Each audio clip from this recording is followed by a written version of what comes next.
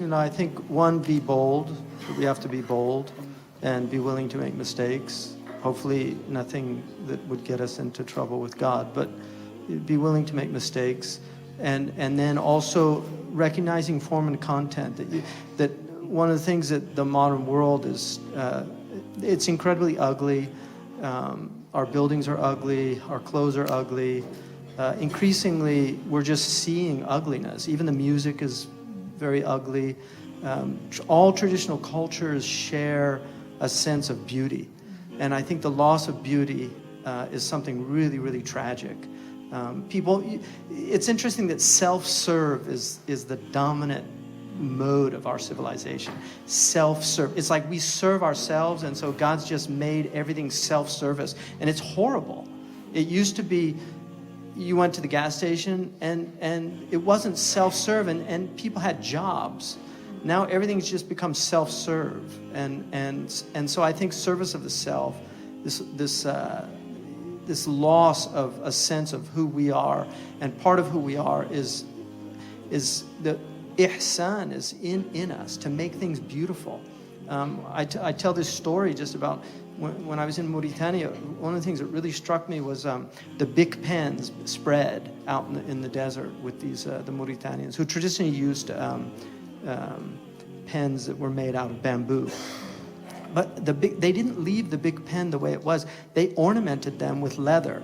And just they had to put this cover on the big pen. And I remember asking somebody, why did they do that? And they said, they're so ugly. And it's very interesting, this functionalism, this idea of just functionalism. Things should be functional. No, you could just have a carpet.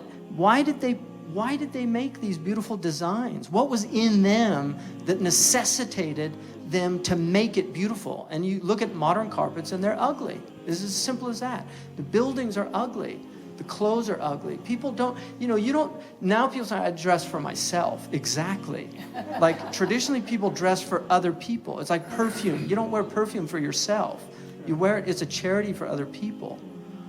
So this is just this sense of aesthetic, to me, is incredibly important. And it's been foundational in terms of the way I see, I just look at the Muslim world, and the traditional Muslim world is so stunningly beautiful. I mean, the Taj Mahal is one of the most visited places in the world. The Alhambra Palace is one of the most visited places in the world. Why? Because people go in there and they're just overwhelmed by the sheer beauty of it.